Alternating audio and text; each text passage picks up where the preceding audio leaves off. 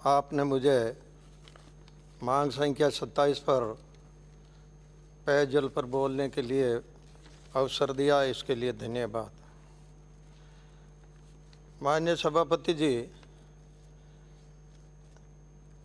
अभी जो जिस हिसाब से सब विधायकों ने और विषय रखा है, चाहे वो सत्ता पक्ष में हो चाहे वो विपक्ष में हो, सबको देखते हुए यही लगता है कि पानी की राजस्थान में बहुत बड़ी समस्या है। ये जो जल ही जीवन है, जल है तो कल है, जल के बिना जीवन की कल्पना करना तक संभव नहीं है। और हमारे शरीर में भी 70% पानी है। हर प्राणी की पहली आवश्यकता पानी ही है। इतना महत्वपूर्ण है तो फिर हमें यह जानकारी होनी चाहिए कि हम उपयोग कर रहे हैं वह पानी कैसा है। माननीय सभापति जी, हमारे नागौर जिले में जो एक क्षेत्र ऐसा जिसके बारे में माननीय पूर्व मंत्री जी जितेंद्र सिंह जी ने वर्णन किया, कुबड़ा पट्टी महोदय, ऐसे ही हमारे जो मेड़ता के अंदर जो पानी सरकार की योजना से दिया जा रहा था, परंतु कई वर्षों तक देने के बाद हमारे स्वर्गीय पूर्व गृह राज्य मंत्री भंवर सिंह जी डांगावास ने उस पानी को ले जाकर लेबोरेटरी टेस्ट करवाया और वो कोर्ट में गए।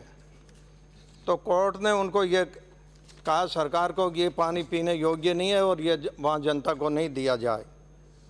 तो एक साथी जो है उस समय सब योजना पे सरकार के हाथ पैर फूल गए।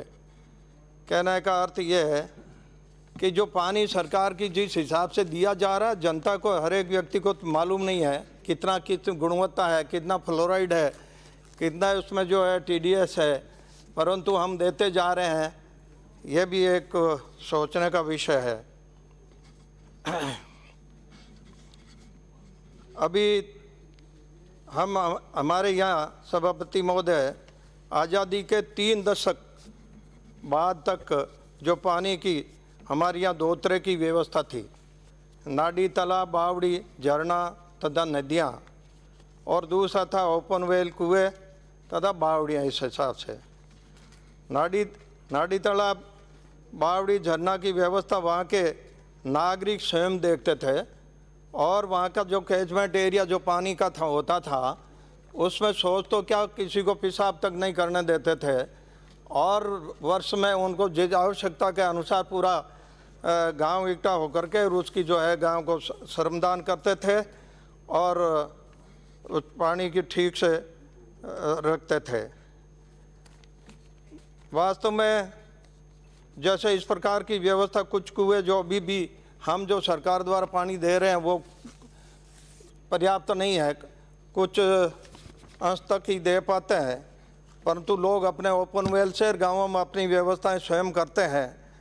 परंतु वो मई और जून में जाकर के वो पानी कुओं में सूख जाता है। उस समय ये बड़ी कठिनाई होती है।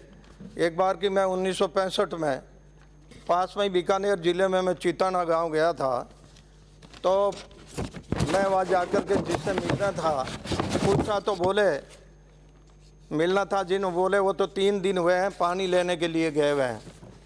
मैंने वापस कब आएंगे, तो शायद तो वो कल या परसों नंबर आ सकते हैं। ये स्थिति जो है गाँवों की जिस हिसाब से है। माननीय सभापति जी, हमें सबसे खराब पानी तब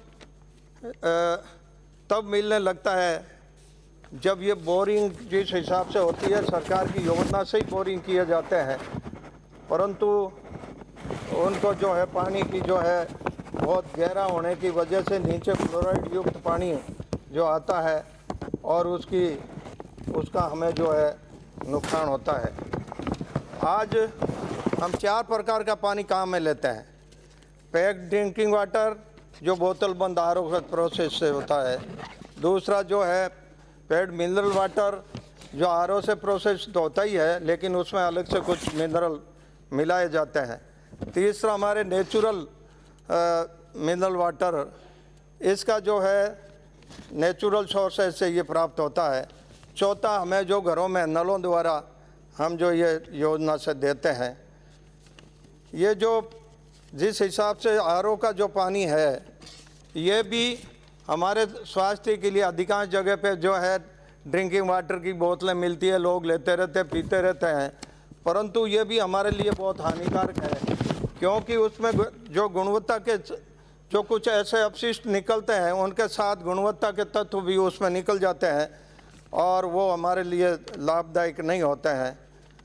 एक तरफ तो हम कहते हैं कि हमको जो है 320 किलोमीटर की प्रति घंटा की दौड़ने वाली बुलेट ट्रेन नहीं चाहिए, गरीब को रोटी कपड़ा और मकान चाहिए।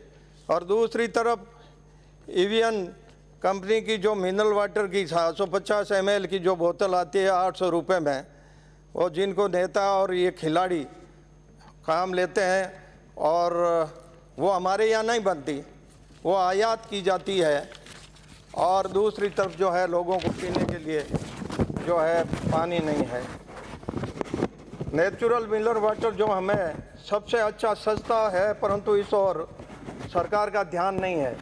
अभी जैसे वो पानी इकट्ठा होता है तालाबों में, अंगूरों में, समाप्त करें। जिस हिसाब से ये जो